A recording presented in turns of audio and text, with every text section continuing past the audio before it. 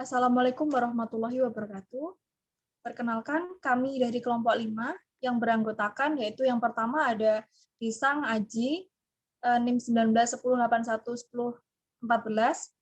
Lalu yang kedua ada Dwi Setyaningsih, NIM 1910811030. Dan yang ketiga ada Reza Damayanti Musafiroh, NIM 1910811074. Dan yang keempat ada Katlea Lestari Putri, NIM 1910811076. Di sini kami akan memaparkan tentang materi penilaian kinerja. Baik, langsung saja. Yang pertama akan dijelaskan oleh rekan saya, yaitu rekan Katlea Lestari Putri, dipersilahkan. Assalamualaikum warahmatullahi wabarakatuh. Terima kasih untuk waktunya. Baik, saya di sini akan menjelaskan mengenai definisi penilaian kerja. Menurut Aswar Prabu, yang di bukunya berjudul Manajemen Sumber Daya Manusia Perusahaan, pengertian kinerja sendiri ini merupakan hasil kerja secara kualitas dan kuantitas yang dicapai oleh seorang pegawai dalam melaksanakan tugasnya, sesuai dengan tanggung jawab yang telah diberikan kepadanya. Kemudian, menurut Modi pada bukunya yang berjudul Manajemen Sumber Daya Manusia, penilaian kerja ini merupakan sistem-sistem formal untuk menilai dan mengevaluasi kinerja tugas individu atau tim. Penilaian kerja ini merupakan salah satu faktor penting untuk suksesnya manajemen kinerja. Meskipun penilaian kinerja ini hanyalah salah satu unsur manajemen kerja yang nantinya akan mengetahui prestasi-prestasi kerja dari seorang pegawai, sistem tersebut penting karena mencerminkan secara langsung rencana dari strategi organisasi.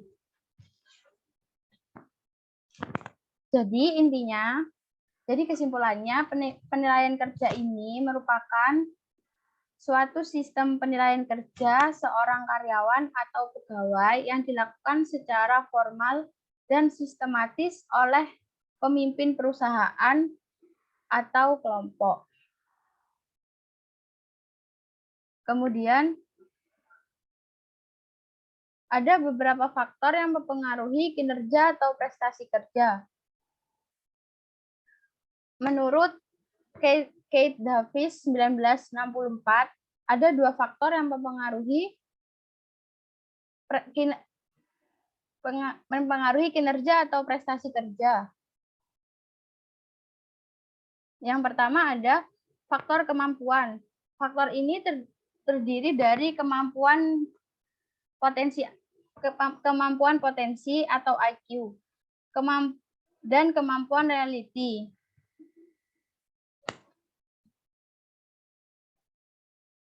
Jadi kemampuan yang dilihat dari sudut pandang ini adalah sudut pandang kemampuannya dan juga skill dari pegawai yang dimiliki oleh karyawan tersebut. Artinya seorang pegawai bisa mencapai kinerja yang baik atau prestasi yang baik jika pegawai memiliki IQ di atas rata-rata dan pendidikan yang memadai.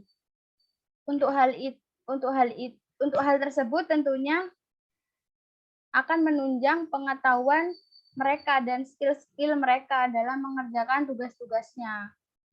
Dan pastinya pegawai yang memiliki atau mempunyai IQ di atas rata-rata juga pendidikan yang memadai itu tadi akan menjadi pegawai yang terampil dalam mengerjakan pekerjaannya. Jadi pekerjaannya itu akan terselesaikan dengan tepat waktu dan baik sesuai harapan. Kemudian ada faktor motivasi. Mengapa faktor motivasi mempengaruhi kinerja seorang pegawai? Karena faktor motivasi ini terbentuk dari sikap atau attitude seorang pegawai yang berada atau dalam kondisi situasi kerja. Jadi motivasi ini merupakan kondisi di mana pegawai terarah untuk mencapai suatu tujuan kerja mereka. Motivasi berprestasi itu sendiri merupakan suatu dorongan yang ada di dalam diri seorang pegawai untuk melakukan suatu kegiatan atau tugas mereka dengan sebaik-baiknya agar mampu mencapai prestasi kerja atau kinerja dengan predikat yang baik. Artinya, pegawai dikatakan berprestasi, salah satunya juga memiliki motivasi yang tinggi dalam melaksanakan atau mengerjakan tugas-tugas mereka. Tentu saja nantinya akan menghasilkan karyawan atau pekerja yang memiliki kinerja atau prestasi kerja yang baik. Kemudian akan dilanjutkan oleh rekan saya. Baik, yang selanjutnya ada tujuan dan manfaat. Nah, yang pertama itu ada tujuan dari penilaian kinerja. Yang pertama, yaitu meningkatkan kinerja karyawan dengan cara membantu mereka agar mereka menyadari dan menggunakan seluruh potensi yang dimiliki untuk mewujudkan tujuan dari organisasi tersebut. Lalu yang kedua, yaitu memberikan informasi kepada karyawan dan pimpinan sebagai dasar untuk mengambil keputusan yang berkaitan dengan pekerjaan. Lalu yang ketiga, ada sebagai dasar pengembangan dan pendayagunaan karyawan seoptimal mungkin sehingga bisa diarahkan untuk jenjang karir, kenaikan pangkat, dan kenaikan jabatan. Lalu yang selanjutnya ada untuk mendorong terciptanya hubungan timbal balik yang sehat antara atasan dan bawahan. Selanjutnya, yaitu mengetahui kondisi organisasi secara keseluruhan dari bidang kepegawaian, khususnya kinerja karyawan dalam bekerja. Lalu untuk tujuan dari karyawan, untuk dari segi karyawan, ini bisa mengetahui kekuatan dan kelemahan sehingga dapat memacu perkembangan atas potensi yang dimilikinya. Sedangkan untuk atasan, bisa dengan mudah melihat kekurangan dan kelebihan karyawan sehingga atasan bisa membantu dalam hal untuk memotivasi karyawan. Lalu yang selanjutnya, ada dari hasil penilaian pekerjaan ini bisa bermanfaat bagi penelitian dan pengembangan di bidang kepegawaian. Lalu selanjutnya ada manfaat dari penilaian kinerja. Yang pertama, yaitu meningkatkan prestasi kerja. Dengan adanya penilaian ini, baik pimpinan maupun karyawan bisa memperoleh umpan balik dan mereka dapat memperbaiki pekerjaan atau prestasinya. Lalu yang kedua ada memberikan kesempatan kerja yang adil. Nah, dari penilaian yang akurat dapat menjamin karyawan memperoleh kesempatan menempati sisi pekerjaan sesuai kemampuannya. Dan yang ketiga ada kebutuhan pelatihan dan pengembangan. Nah, melalui penilaian kinerja ini, maka bisa mendeteksi karyawan yang kemampuannya rendah, sehingga memungkinkan adanya program pelatihan untuk meningkatkan kemampuan mereka. Lalu yang selanjutnya ada penyesuaian kompensasi, yaitu pimpinan dapat mengambil keputusan dalam menentukan perbaikan kompensasi dan lain-lain. Yang selanjutnya ada keputusan promosi dan demosi, yaitu hasil penilaian kinerja dapat digunakan sebagai dasar pengambilan keputusan untuk mempromosikan atau mendemosikan karyawan. Lalu, mendiagnosis kesalahan desain pekerjaan. Nah, kinerja yang buruk yaitu suatu tanda kesalahan dalam desain pekerjaan. Maka dari itu, penilaian kinerja dapat membantu mendiagnosis kesalahan tersebut. Nah, untuk yang terakhir, ada menilai proses rekrutmen dan seleksi, yaitu kinerja karyawan baru yang rendah dapat mencerminkan adanya penyimpangan proses dalam rekrutmen dan seleksi. Baik, yang selanjutnya akan dijelaskan oleh rekan saya, yaitu Bisang Aji.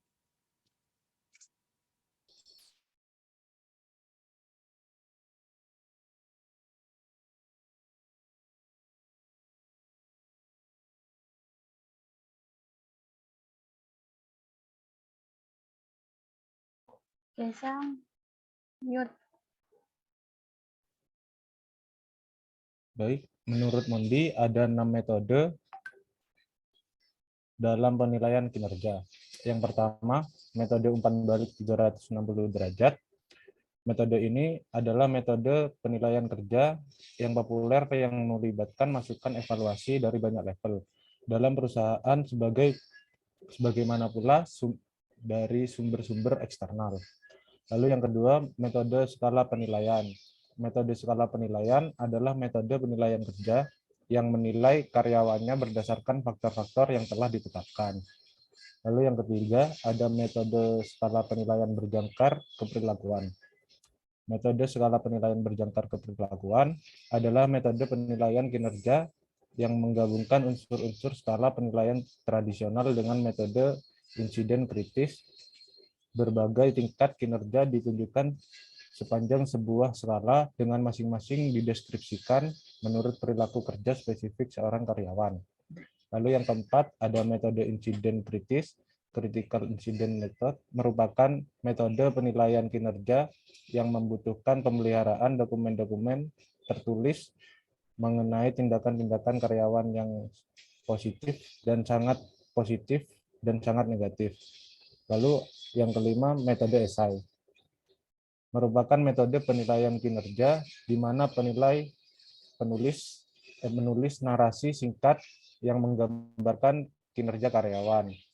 Lalu yang terakhir ada metode standar kerja, merupakan penilaian kerja yang membandingkan kinerja setiap karyawan dengan standar yang telah ditetapkan atau tingkat output yang diharapkan. Lalu selanjutnya akan dilanjutkan oleh rekan saya. Baik, terima kasih. Selanjutnya saya akan menjelaskan mengenai masalah apa saja sih dalam penilaian kerja ini.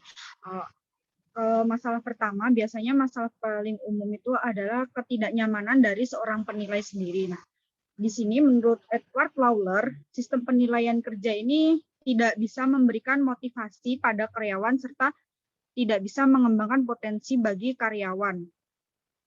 Karena sistem penilaian kerja ini justru bisa menciptakan konflik antara atasan dan juga bawahan yang menyebabkan perilaku yang merugikan. Dalam kenyataannya sendiri di dalam dunia kerja itu manajer biasanya membenci waktu, prosedur, pilihan yang sulit dan juga ketidaknyamanan dalam proses penilaian kerja. Selain itu dalam pelaksanaan penilaian kerja sendiri bisa menyela beban kerja dari seorang penilai sendiri biasanya dilakukan oleh manajer dengan memprioritaskan prioritas yang tinggi sehingga pengalaman yang seperti ini itu menjadi tidak menyenangkan bagi seorang manajer. Yang berikutnya ada ketiadaan objektivitas di mana dalam metode penilaian kerja ini dalam metode penilaian kerja secara tradisional itu menimbulkan objektivitas. Seperti metode skala penilaian, biasanya dalam metode skala penilaian itu faktor yang digunakan itu kan sikap, penampilan, dan juga kepribadian. Nah, dalam ketiga sikap ini, itu sulit untuk diukur sehingga faktor tersebut itu memiliki ketertarikan yang sedikit dengan keterkaitan sedikit yang dengan kinerja pekerjaan. Selain itu, penilaian karyawan yang didasarkan pada karakteristik pribadi bisa menempatkan elevator dan perusahaan dalam posisi yang lemah terhadap karyawan dan ketentuan peluang kerja setara. Selanjutnya itu ada halo error atau horn error, di mana kesalahan ini terjadi ketika manajer menggeneralisasikan satu unsur atau insiden kinerja yang positif kepada seluruh aspek kinerja karyawan yang menghasilkan nilai yang lebih tinggi. Yang berikutnya itu ada kesalahan sikap lunak ataupun sikap keras. Nah, jadi sikap lunak sendiri itu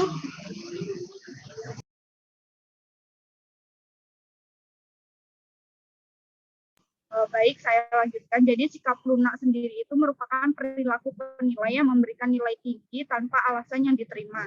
Nah, hal semacam ini biasanya terjadi ketika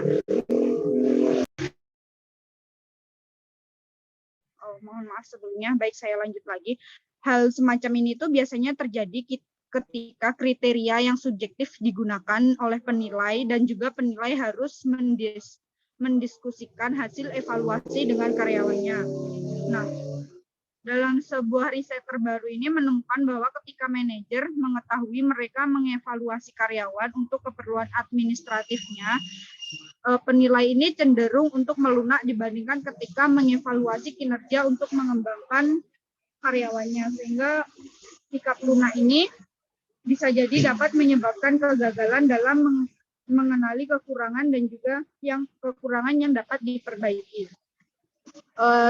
Adapun dari sikap keras sendiri itu yaitu sikap yang terlalu kritis terhadap kinerja karyawan atau biasanya strictness. Perilaku semacam ini tuh biasanya disebabkan karena tidak adanya pemahaman mengenai berbagai faktor evaluasi. Untuk kesalahan yang selanjutnya itu ada central tendency error, di mana central tendency error ini merupakan kesalahan penilaian atau evaluasi yang muncul ketika karyawan secara tidak benar dinilai mendekati rata-rata atau pertengahan skala. Berikutnya ada manipulasi evaluasi. Manipulasi evaluasi ini biasanya terjadi ketika manajer mengendalikan hampir semua aspek proses penilaian. Dengan demikian berada dalam posisi yang bisa memanipulasi sistem. Dalam sebuah studi itu mengungkapkan bahwa lebih dari 70% manajer ini memberi respon yakin bahwa nilai yang ditinggikan dan direndahkan diberikan secara sengaja. Berikutnya ada kecemasan karyawan. Karena adanya penilaian, peluang promosi, penugasan kerja yang lebih baik dan peningkatan kompensasi bergantung pada hasil penilaian. Ini bisa menimbulkan kegelisahan oleh karyawan karena semua tentang pekerjaannya, promosi, penugasan kerja, dan peningkatan kerja yang lebih baik itu ada dalam penilaian ini, sehingga menimbulkan rasa gelisah dan juga rasa cemas bagi seluruh karyawan. Berikutnya itu ada bias perilaku terakhir, di mana biasanya bias perilaku terakhir ini menyangkut perilaku atau tindakan terakhir atau beberapa minggu sebelum penilaian. Ini cenderung dilakukan oleh penilai. Biasanya karyawan mendekati bulan-bulan penilaian itu akan meningkatkan sistem kerjanya, sehingga seorang penilai itu akan menilai pekerjaan karyawannya di bulan-bulan terakhir sebelum penilaian itu sendiri dilakukan. Berikutnya itu ada yang terakhir ada bias pribadi atau stereotyping. Itu kekurangan yang muncul ketika manajer itu memberikan perbedaan individual seperti gender, ras, atau usia yang mempengaruhi penilaian. Diskriminasi dalam penilaian ini bisa didasarkan pada faktor-faktor lain. Untuk masalah-masalah pribadi, untuk masalah-masalah dalam kinerja, dalam penilaian, sudah cukup saya sampaikan. Saya kembalikan kepada moderator.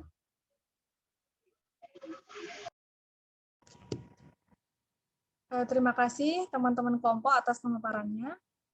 Baik, itu saja yang bisa kami paparkan. Terima kasih teman-teman yang sudah menyimak dan menonton video presentasi kami. Kami tunggu pertanyaan-pertanyaan, sanggahan, dan tambahan informasi dari teman-teman kelompok yang lain. Presentasi kami akhiri. Semoga dengan hasil presentasi kami bisa bermanfaat untuk teman-teman kelompok lain.